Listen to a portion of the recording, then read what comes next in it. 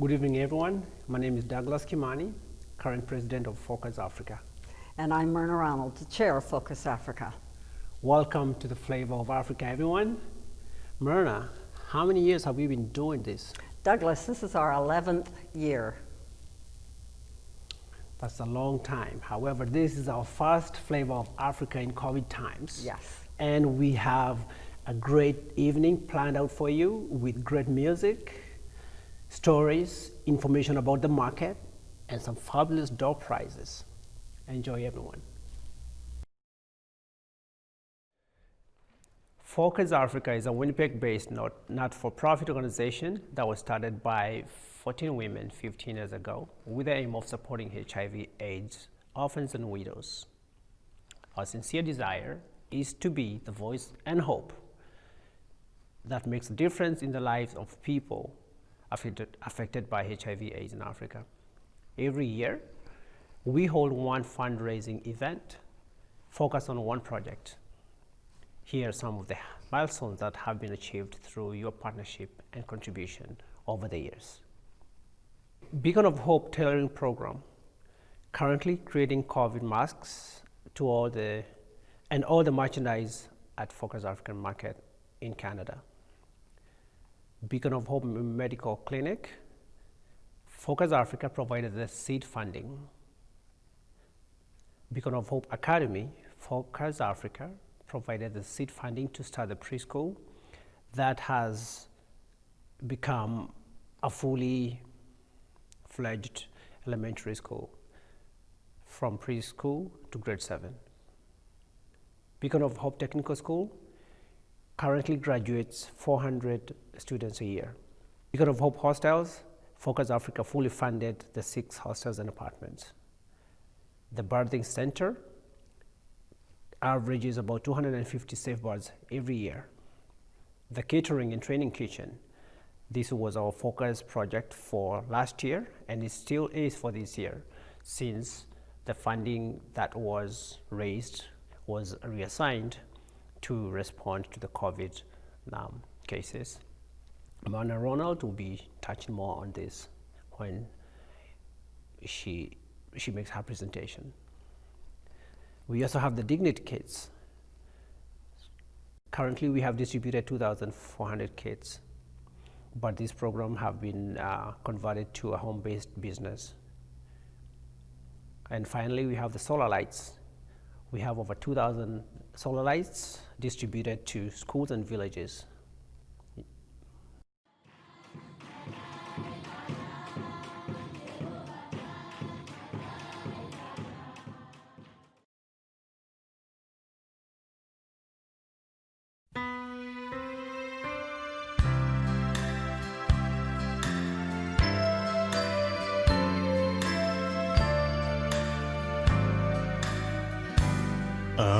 Amazing grace shall always be my song of praise, for it was grace that bought my liberty,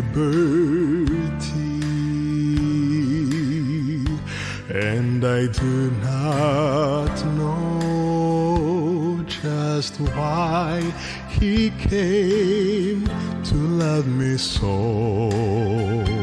He looked beyond my faults and saw my needs. I shall forever lift mine eyes to to view the cross where Jesus died for me. How marvelous the grace that bought my falling soul. He looked beyond my faults and saw my needs. I shall forget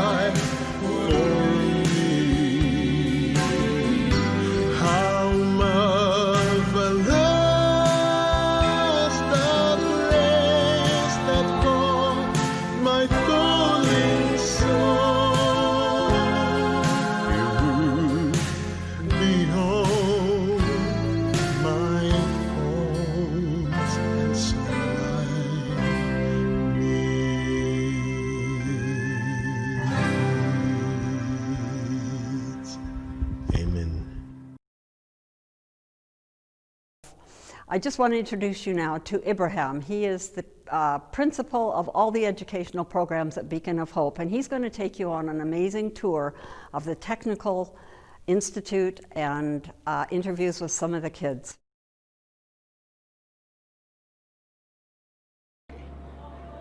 My name is Ibrahim Karonji, working here at Beacon of Hope as the head of education and training. We have quite a number of the youths who have gone into alcoholism, a lot of frustrations because they are not in any gainful employment. When we finish our high school, sometimes you come out, going home you find there is no any fees of going to progress with your studies. So teenagers decide to do, let me just do a side hustle. It creates more space for you using drugs because you can say, let me use this for cooling myself. A lot of stress, it confuses them. Not all of the people, they are enjoying their life because the young people, maybe you can get them engaging themselves in bad things. Vocational training and tertiary institutions in Kenya is very major.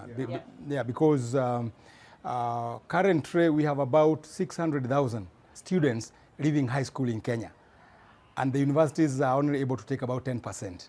That is less than 100,000. So really the bulk of the students that are left out there are looking for opportunities where they can pursue their tertiary education. Yes, at the vocational college we have currently 6 departments. We have the hair and beauty therapy, we have ICT, we have a department of plumbing, electrical and electronics engineering. We have fashion and design department, and as well we have the catering and accommodation, or the hospitality department. The partnership that we have recently got into in the short-term programs, in the DJ training, the music production, where some are heading up in the radio station, working as DJs in the radio stations. We are offering market-driven courses, and most of our students, over 80% of our students, are able to go either into employment, direct formal employment, or self-employment. I'm working in Stedmark Gardens at Karen.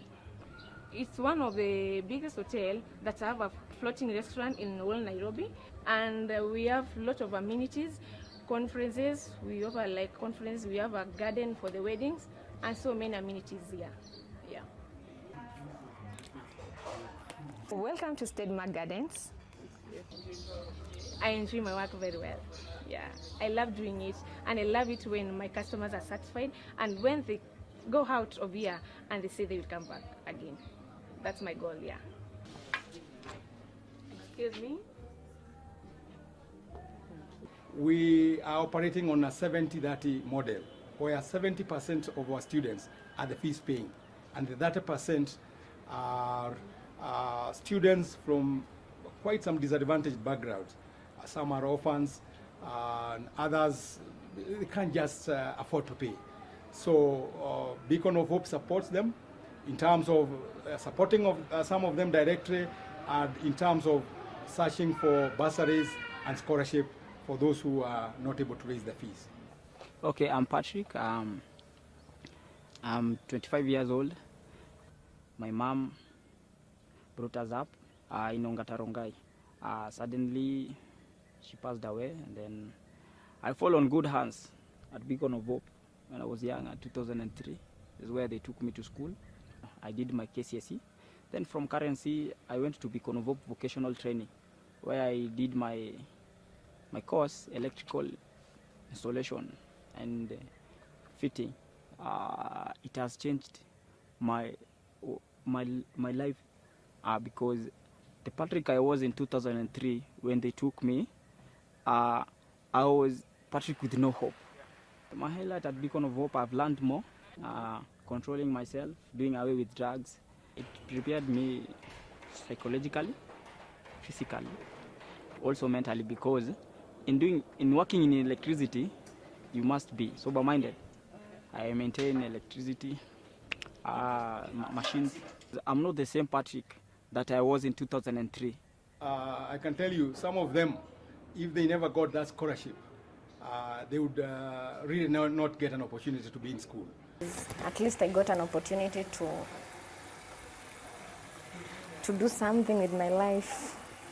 Maybe if Beacon didn't take me for college, I could be in the street, maybe with 2 kids, 6 kids. The students are expected to undertake some industrial attachment or internship programs. So we relate with the industry, we liaise with the industry to ensure that our students are praised in the industry. Some of them end up in employment. When they go out for attachment, they end up in employment in the same organizations. And we know most of them are actually the sole breadwinners. They're able to support their families, their siblings, and their parents. So it really means so much to them. I was brought here at Giraffe Center. That's where I did my attachment. After being with them for an attachment, the manager here recommended me because she liked my work. The major thing and what sets us apart from many of our peers is the mentorship program that we offer. That beyond the technical and the vocational skills that we're offering, we take through students through a mentorship program, which is the element of spiritual nurture, the element of life skills, transformation skills. We invite people in the industry players to come and talk to our students, and we really emphasize that and train them to be people of integrity. Because again, that is a major fight that we are fighting with as a country. Issues of corruption out there in the workplace. So our students start out in terms of being people and students of integrity when they go out there. And we get testimony from the employers that they can trust them. They are honest people. Patrick is excellent in his work as our electrician. He's really done very well. He joined us last year. Initially, we used to have somebody else in his place, but we had to release him because of dishonesty. But I want to say Patrick is very honest, very hardworking. Charles, just like Patrick, they came the same time. As I have said, we had released the electrician and the plumber at that time, and then we got this new team. Sincerely speaking, we've never had a reason to complain about those 2 gentlemen. They are excellent.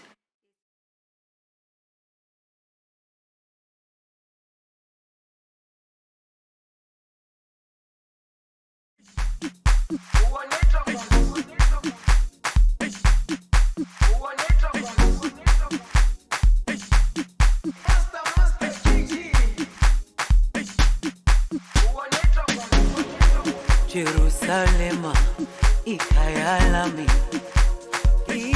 ilondoloze uhambe nami zungangishilana Jerusalema ikayalami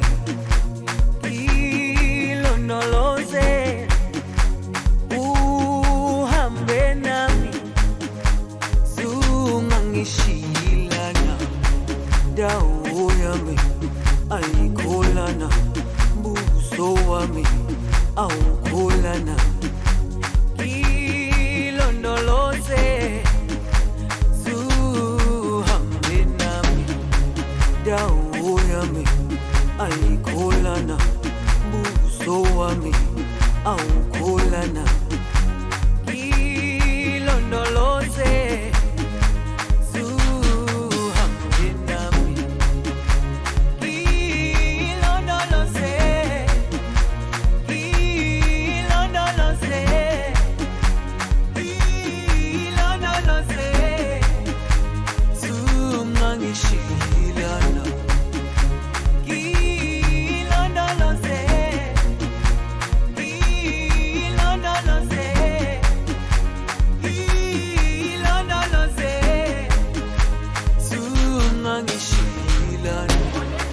dawo yami ayikholana buso wami awukholana ilondoloze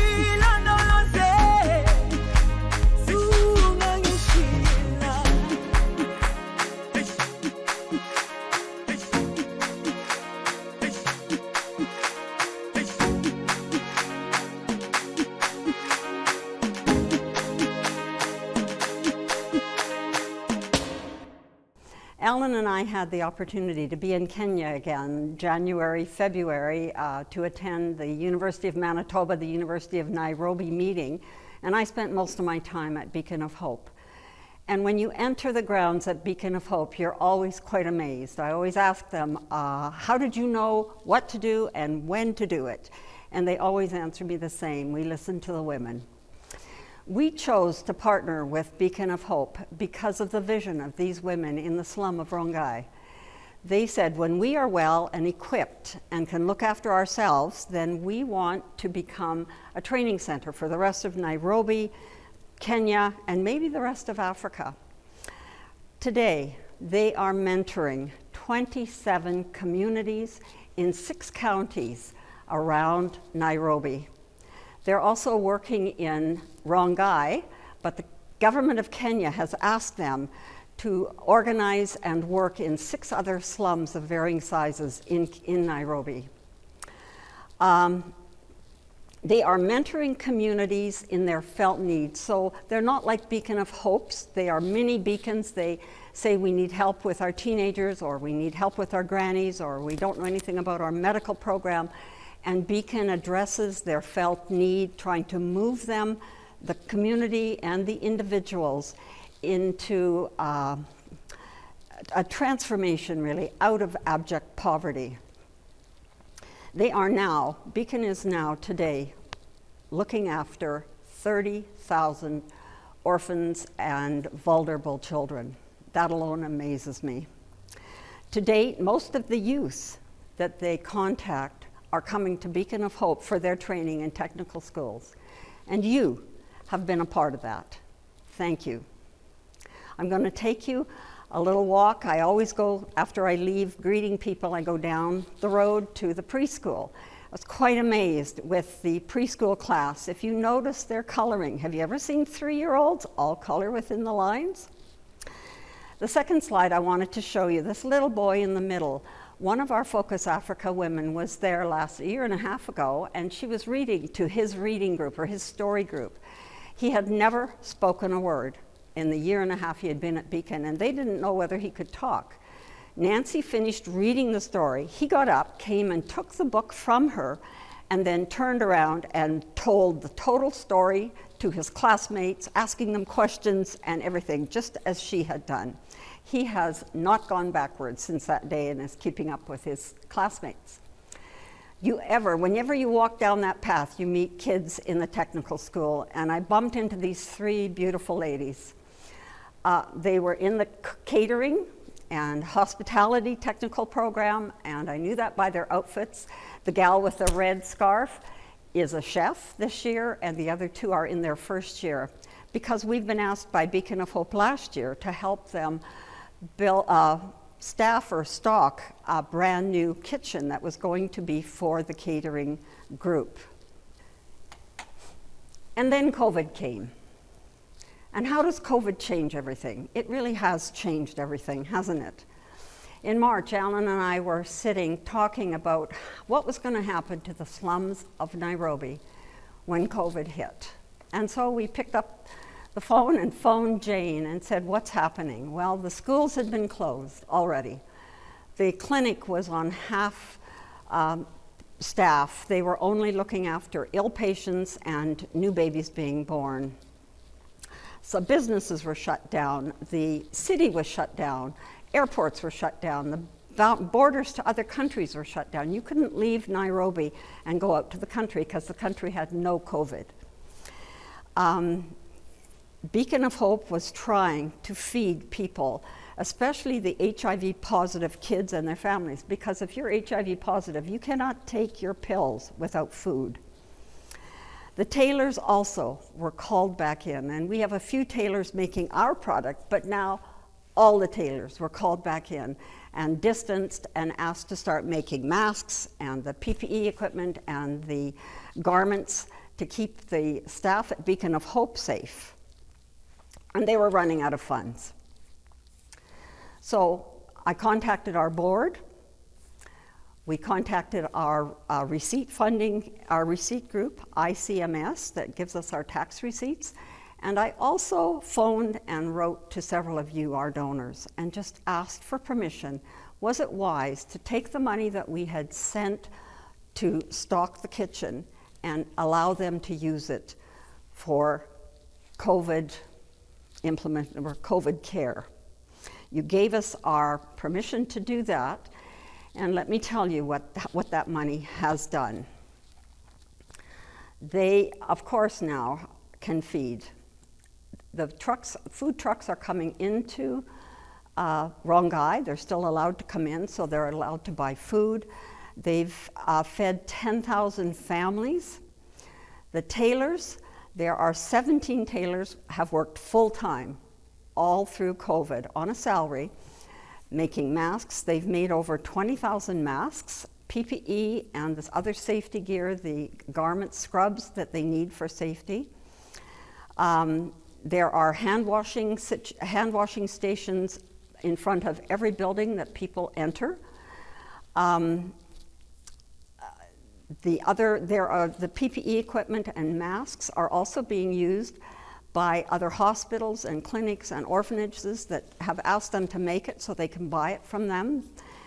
And they've given rent to some people who are at risk of losing their houses, and a little bit of phone money to some.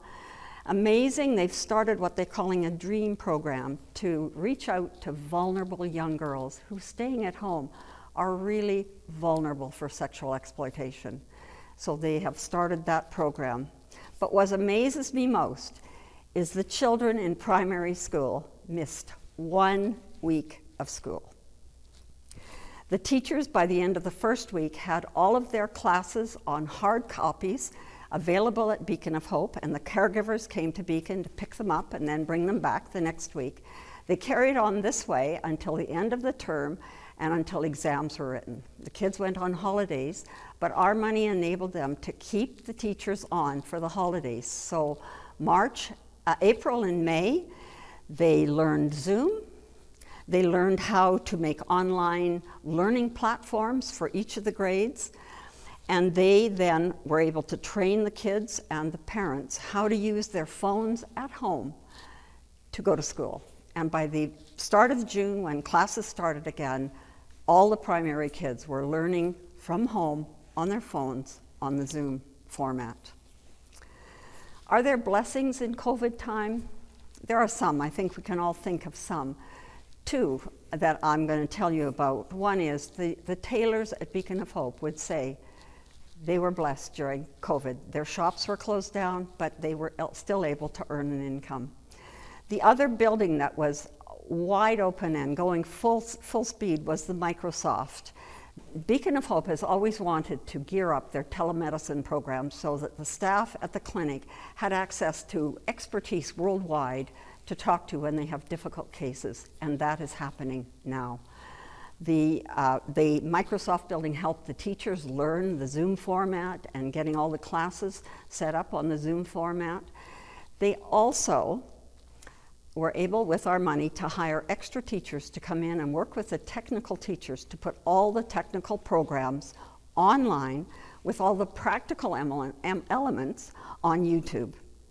So, what does that mean? That means instead of me traveling from another part of Africa to learn at Beacon of Hope, or phone calls, or them sending a social worker to help me, that now, if I'm in Uganda and I am trying to get young girls educated and so they can move out of poverty because they're single moms, I can go online and ask Beacon to send me the programs that these girls want to do.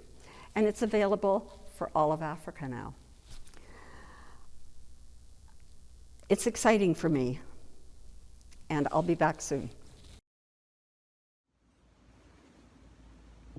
Hello, everyone. My name is Jane Kamabu, and I've been with Focus Africa since 2004. It's my honor and privilege to present to you a poem that was inspired in me after watching powerful stories from Beacon of Hope, as they will be presented to you by the Executive Director, Jane Wadhome. The poem is called They Gave Me a Fishing Rod. They came to my door when I was at death's door. My life had been shattered by that faceless virus known as HIV/AIDS, for which there was no cure. They came to my door when I was at death's door. Poverty, disease, deprivation, and sex trade work. They came to my door when I was at death's door. From destitution, they lifted me. Back to health, they nursed me. Graciously, tenderly, they nursed me. For they came to my door when I was at death's door. Look at me now. Health restored, self-worth conferred, dignity proffered. They came to my door when I was at death's door. Along with the fish, they gave me a fishing rod, supported me to go out fishing. The fishing trade generated the carpentry trade. They came to my door when I was at death's door. And Beacon of Hope did not stop there. A school for my children they established. Vocational training for my youth they built. And now, a kitchen for my future chef is in progress. Thank you, Focus Africa, for partnering with Beacon of Hope to make my transformational journey possible.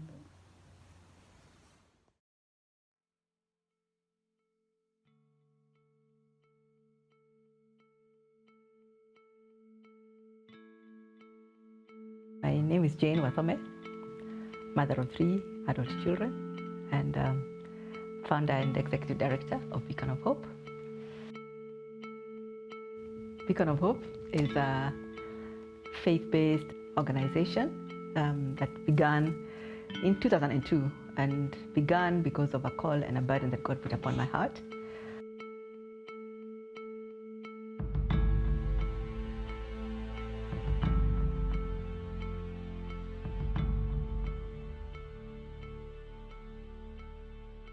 The issues of HIV and AIDS in Kenya and in Africa then became a big thing. And I realized that those most affected are women who are not very exposed and women who are not very educated and who didn't have a voice for themselves. And that's how I ended up in a community, began going to the slums.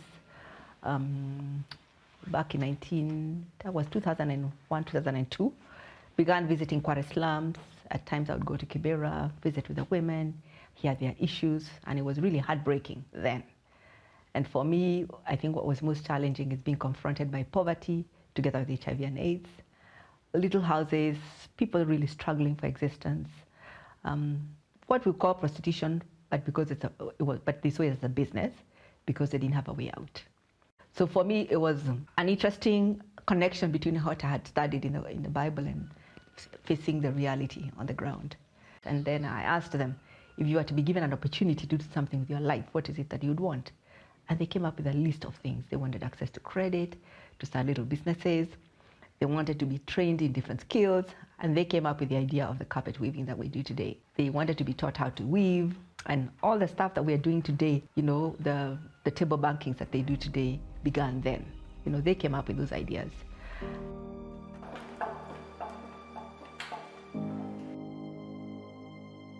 Wakati tulikuwa tunajifunza kosi ya maths, tulianza na home based care. Tulifanya kwa miezi 6, alafu kuanzia hapo sasa nikaanza kujifunza kushona mikeka. Kwa hivyo niko na kosi 2 kutoka Beacon, ya home based care na ya mikeka. Kuanzia wakati nilipojifunza hadi mwisho, si kuenda mahali pengine, ni wao walinichukua. Na kuanzia wakati huo nimekuwa mfanyikazi wa Beacon wa kushona mats. Beacon of Hope walikuja kwa nyumba kunitembelea, nikawaambia shida yangu.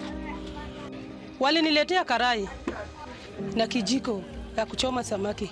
Walinipromote na kitu kidogo, nikaanza biashara yangu. Vile nilianza biashara, nilikuwa na save kidogo kidogo.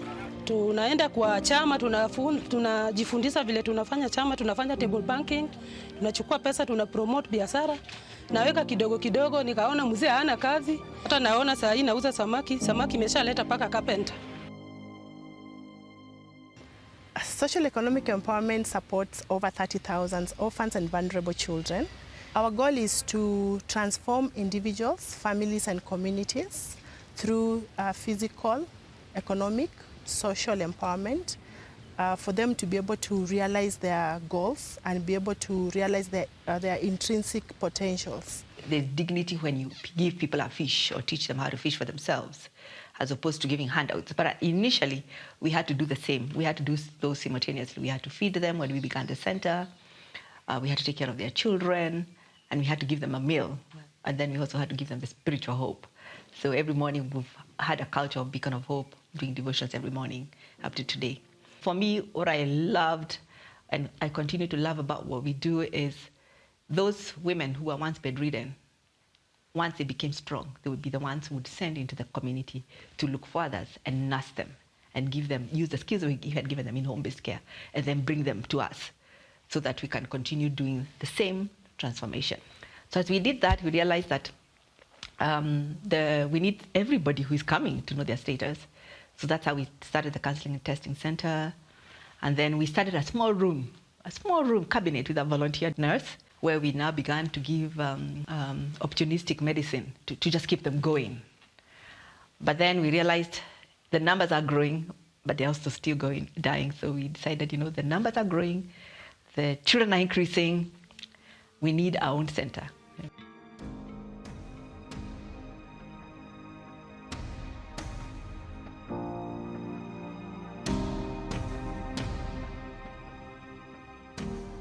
And now what we are doing, because we are no longer having those people that are bedridden, but again, what we are doing now is what we call community dispensation of drugs, especially for ART drugs. So we take them to wherever they are at their home. When you see Beacon of Hope today, it's really been a story of transformation, of very many people coming alongside us. The beneficiaries are themselves, the families themselves, because we had held them and spoke hope into them and spoke the love of Jesus unto them and told them that they can actually do it. And all we were trying to do is to restore their dignity, to get them moving. We started a preschool. Initially, it was to create a very good foundation for the children. And then after that, release them to the public schools. But we realized that that was not tenable for some of the children because of the situations at home. If we leave them to go to the public schools without the nurturing and care and the follow-up that we do, those kids, 5 years down the road, their lives will be like their mothers. So what we did is, after some time, God challenged us to take a step of faith and do a primary school. And here we do projects by faith. And haven't we seen God at work? We've really seen God at work. Beacon of Hope, a school with a modern facility, spacious environment, and child-friendly. There was also need to nurture children, to work with them, and to ensure that the foundation laid is not lost.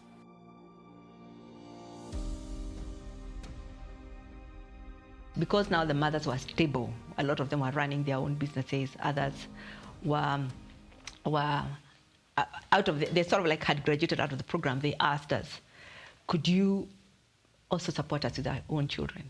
We've seen how our lives have been transformed. These are children you've journeyed with from the time they were young. Could you also walk alongside us to give them a skill, just the way you've given us a skill?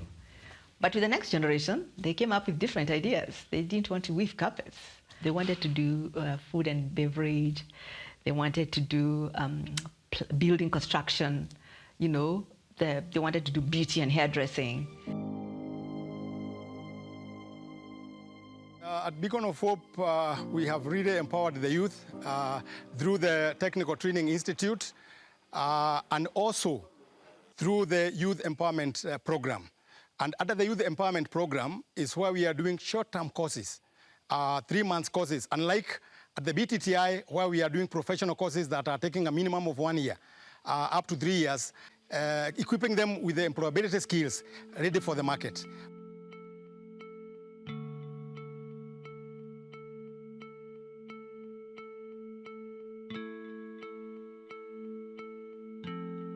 My name is Cosmas Mwendo Kavu.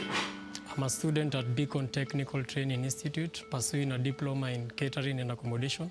I'm currently in my second year, doing management in the kitchen. As you can see my gears. I love being a chef. Coming from a very humble background, Beacon had to step in to support my education. Beacon is home. There's no place than, there's no any other place than Beacon. Because for real, without Beacon, I wouldn't be here.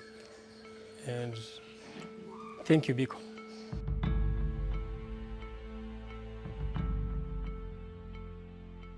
This is our new kitchen, and the need came about because we been doing training in food and the hospitality industry. Technical training is very, very important. So part of what this would do is to bring that hope again. You know, it's all about restoring dignity and bringing that spirit of excellence and opening opportunities to very many young people who are unemployed in our nation. It has a capacity to train at least 250 students at any one time, and that's going to be transformational. So there was a need to have a set-aside space for the students who are doing hospitality so that we can provide quality. So by faith, we had the space, and we began the construction, and it's almost done through friends. Focus Africa also reached out to us and said they'd like to partner with us. We've had a partnership with actually Focus Africa for the last more than 10 years. They've been involved not just in our vocational training, they've been part of our vocational training. They've helped us put up some of the buildings. Other clinic, they've also been a part of it. They helped us with part of the money for the construction and even equipping the maternity. So they've journeyed with us. So they came and asked, how can we partner with you to make this dream a reality? So we told them where we need help is to equip the kitchen. So as it is, it's basically done, but we cannot use it because we don't have the equipment.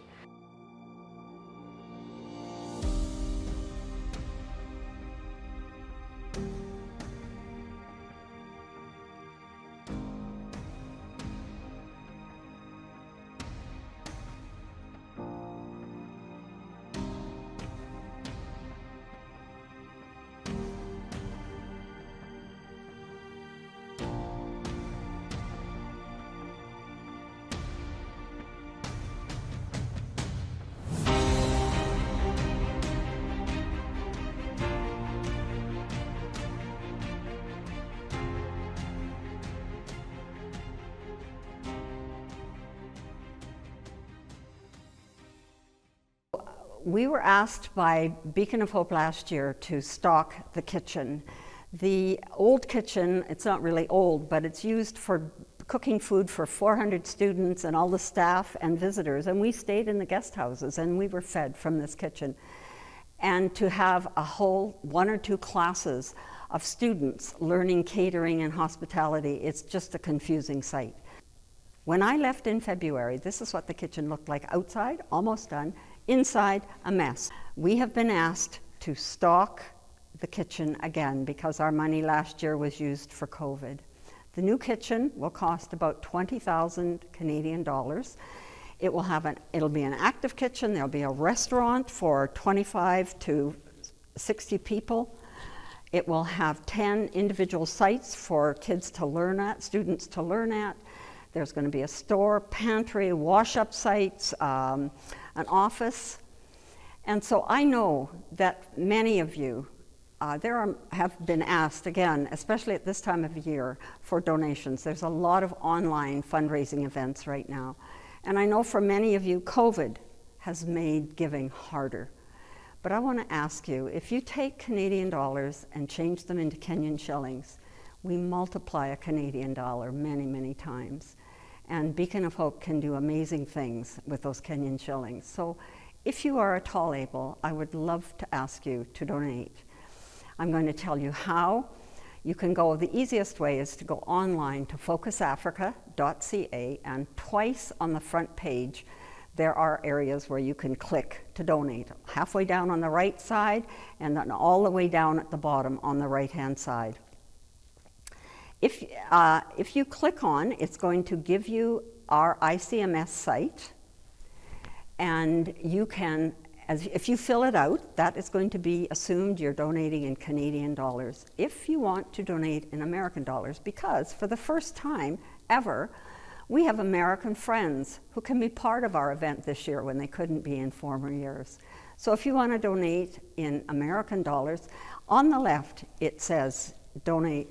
Click here, you can click on, and the information will come up for you to fill in for American dollars.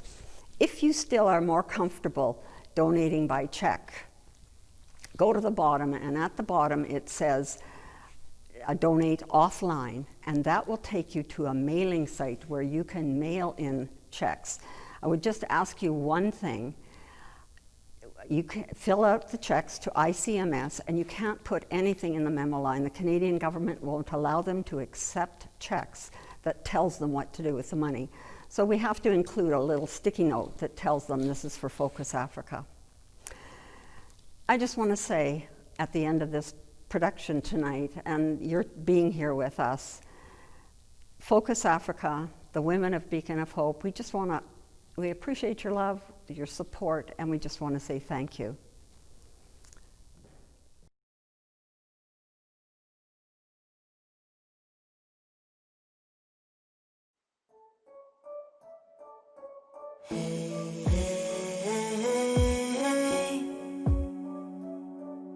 You never let me down. You never let me down. Hey terre, je t'ai vu dans mes rêves. Quelque part où le temps n'a pas de place. Je revois ton visage et je retrouve espoir. Sous le baobab au mille et une histoires, ta flamme nous éclaire. Keep on spinning, round and round like you have from the beginning.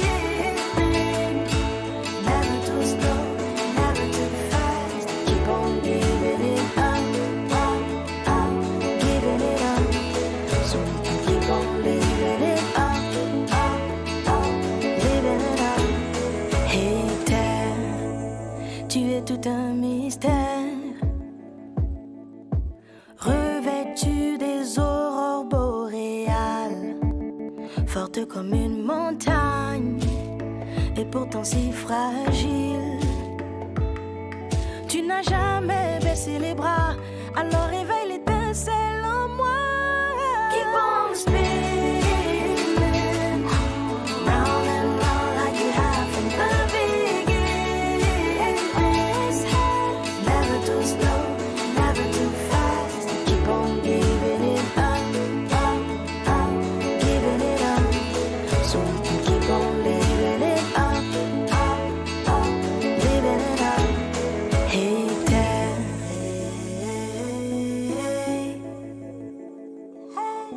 you never let me down. You never let me down. You never let me down. Never let me down. Hey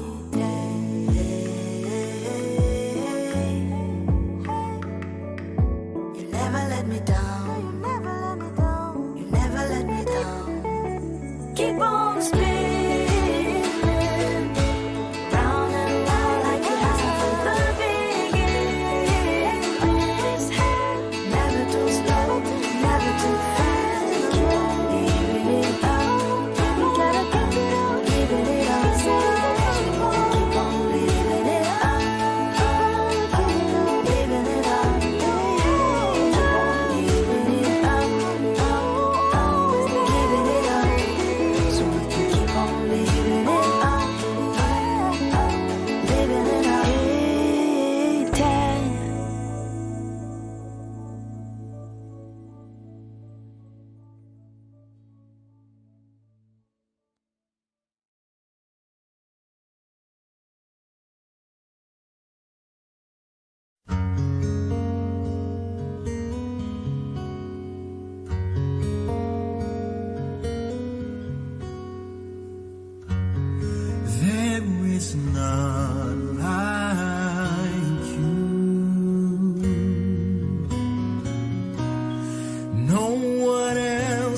touch my heart like you do.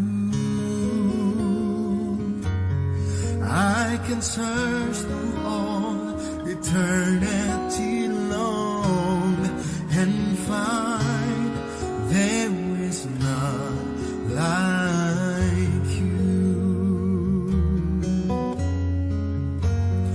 There is none like you.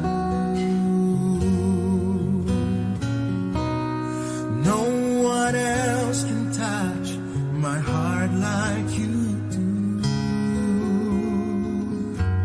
And I can search through all eternity long and find there is none like you. I can search through all eternity long and find there is none. There is none like you, Lord. There is none like you.